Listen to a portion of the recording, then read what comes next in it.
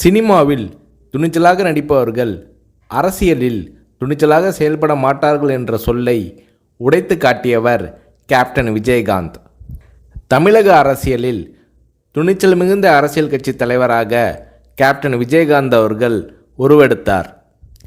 கடந்த 2011ஆம் ஆண்டு சட்டப்பேரவை தேர்தலில் வெற்றி பெற்று எதிர்க்கட்சி தலைவராக கேப்டன் விஜயகாந்த் அவர்கள் தேர்வானார். அப்போது தமிழ்நாட்டின் முதலமைச்சராக ஜெயலலிதா அவர்கள் இருந்தார்.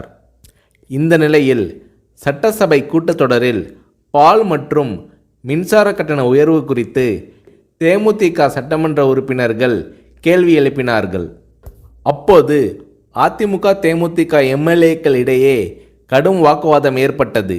இந்த நேரத்தில் ஆவேசமாக எழுந்து பேசிய கேப்டன் விஜயகாந்த் அவர்கள், கூட்டணி கட்சி என்றால் ஆளுங்கட்சிக்கு ஆதரவாக இருக்க வேண்டும் என்பது இல்லை, மக்கள் பிரச்சனை தான் எங்களுக்கு முக்கியம், அதை பற்றி தான் பேசுவோம் என்று கர்ஜித்தார் கேப்டன் விஜயகாந்த். இந்த நேரத்தில் ஜெயலலிதா அவர்களும் கேப்டன் விஜயகாந்த் அவர்களும் மாறி மாறி கடும் விவாதத்தில் ஈடுபட்டனர்.